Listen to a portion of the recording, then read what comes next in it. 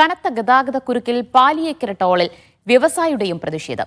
NTC MD Varghese ജോസാണ് Paliyekkara toll ബൂത്തിൽ പ്രതിഷേധിച്ചത്. 2 മണിക്കൂറോളമാണ് വ്യവസായി ഉൾപ്പെടെയുള്ളവർ ഗതാഗത കുരുക്കിൽ കുടുങ്ങിക്കിടന്നത്.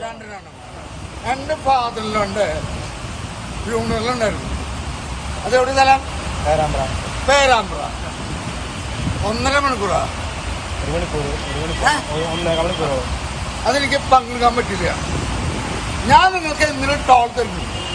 ഞാൻ കോടയങ്കണ്ടത്തിന്റെ ഇല്ലല്ലോ, അവന്റെ ഫ്രണ്ടാ.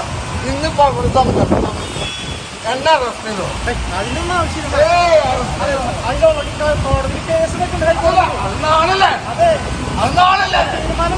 അതെ, പക്ഷേ നിങ്ങളുടെ വാദങ്ങളിലോട്ട് ചവടത്തിൽ പങ്കെടുക്കാൻ പറ്റാൻ ഞങ്ങൾക്ക് പറ്റിയാണ്.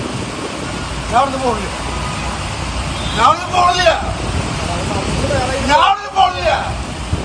നിങ്ങൾക്ക് എന്നെ വികാരം മനസ്സിലായി.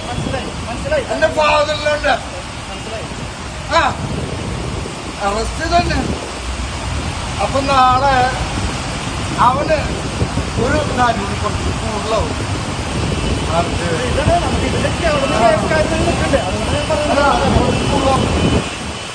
നടരാജ പരശുറാം വിവരങ്ങൾ നൽകും. നടരാജ, പാലിയേക്കര ടോൾ ബൂത്തിലെ ഗതാഗത കുരുക്ക് അത് പലപ്പോഴായി വാർത്തയായതാണ്. പലർക്കും ബുദ്ധിമുട്ട് നേരിടേണ്ടി വന്നതും വാർത്തയായതാണ്. ഇപ്പോൾ വ്യവസായ വർഗീസ് ജോസ് പ്രതിഷേധിക്കേണ്ടി വന്നത് എപ്പോഴായിരുന്നു?